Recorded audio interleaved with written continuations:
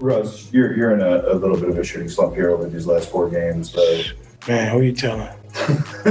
Make a shot, boy. Did you hear what they played? They played like ice when you got introduced and stuff. Who? The arena? Yeah. That's funny. I hope they play that the last 14 years, too. It's funny they play it now. That's cute.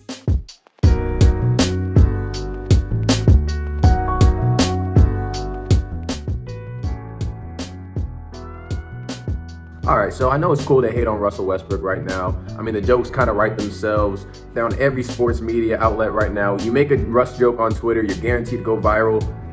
And a lot of it isn't even really hate. It's just kind of using your eyeballs and watching a man turn from a guy who just won the MVP a few years ago into this high turnover, low efficiency, stat padding journeyman. Dang, that sounds a lot harsher when I spell it out like that. But it's sad and kind of true. And I'm not much of an advanced stats guy, but this season has been his lowest PER since his rookie season.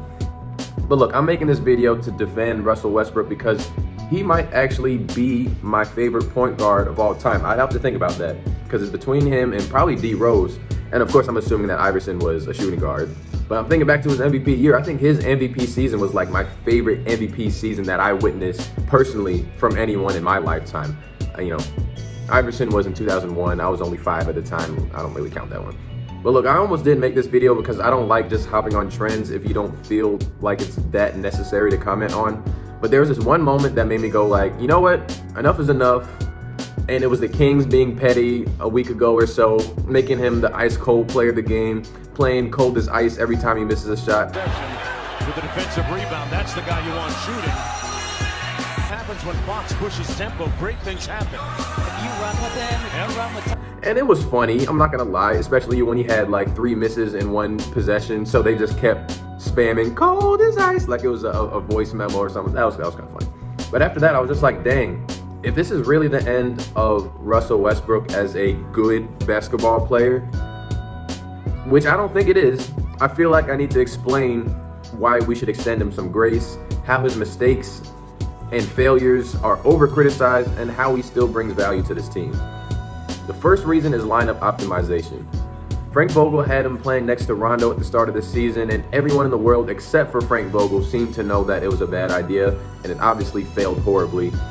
They had him playing alongside multiple non-shooters, so it's usually a traditional big like DeAndre Jordan, like Dwight Howard, and a guy like Talen Horton-Tucker who's not much of a three-point threat.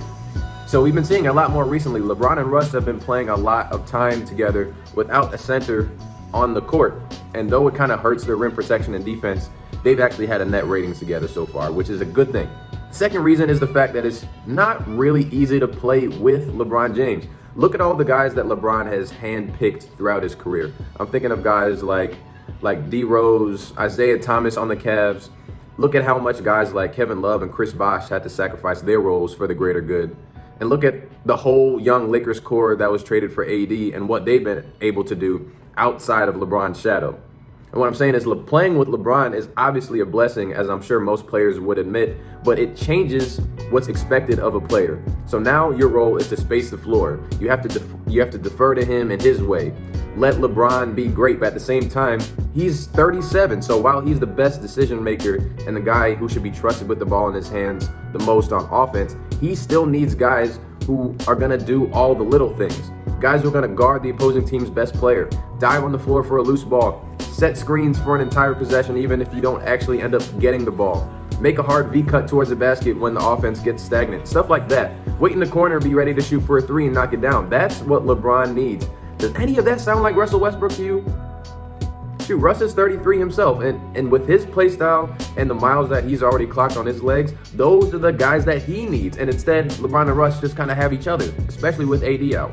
So especially when you're one of LeBron's hand-picked teammates, like the guys I mentioned earlier, your entire career, for at least the time being, essentially just becomes about how much and to what degree you're disappointing LeBron James and ruining his championship chances. So this leads to my third reason, and it's that Westbrook was inherently designed to be the scapegoat for the Lakers' shortcomings since before day one. We already knew who Russ was before he got to the Lakers. We knew it wasn't a good natural fit and that it would take a while to figure out. But now that Lakers have disappointed about halfway through the season, they no longer look like contenders, and the failures are so much more than his doing, than Russell Westbrook's doing. I saw this same problem after Ben Simmons' infamous Game 7 collapse against the Hawks, because as a Philly fan, I started to come to terms with what happened. I started to realize we didn't lose because of Ben Simmons. The Sixers as a team lost, and Ben just didn't help in the way that we needed. He still played great defense on Trae Young. We would have never gotten to the 1 seed in the first place if we didn't have him throughout the regular season. So similarly for Russ, the Lakers aren't losing because of him. His contributions just aren't what the team needs to be successful. So to me, that's way different than him just being flat out trash like I've been seeing a lot on social media. So I'm personally looking at AD, who's supposed to be the best player on this team by now.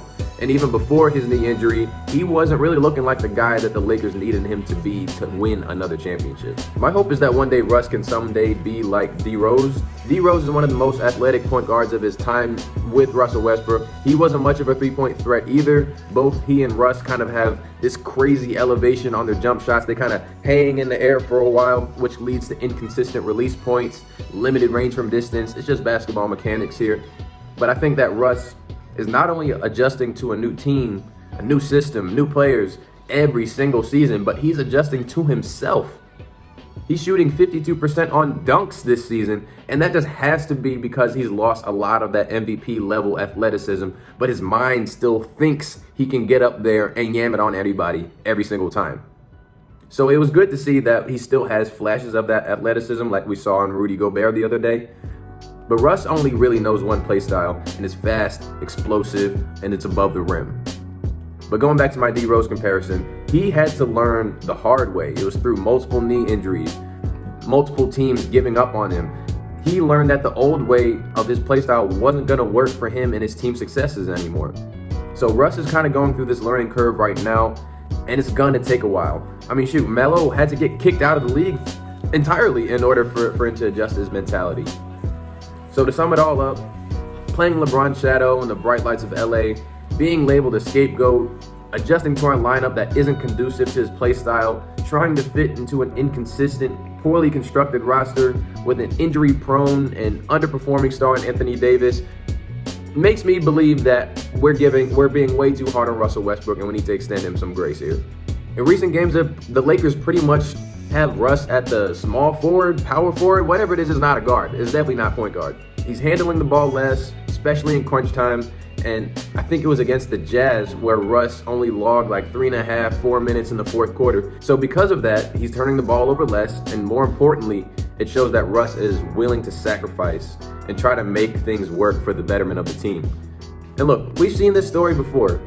Same old story with Russ every single season. He starts off garbage, picks it up right before the All-Star game, and he starts looking like a star for the rest of the season until he gets to the playoffs, but we'll get to that. Maybe the Lakers won't even have to worry about that. But I don't think this season will be any different in following that curve. I just wanted to close on this note.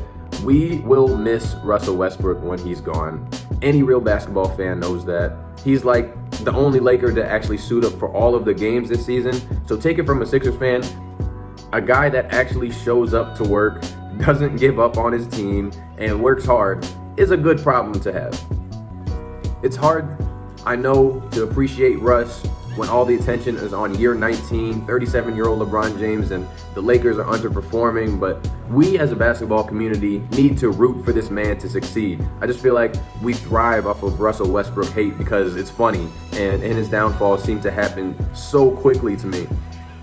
But Westbrook is again trending in the right direction this season. The Lakers shouldn't give up on him, but I think once the Lakers are able to fill out this roster with fewer old guys, more guys who are hungry and willing to do the dirty work, like a Stanley Johnson, like an Austin Reeves, guys like that, but better, and it might even spill into next season, but it won't be until then that we see the very best of Russell Westbrook as a Laker.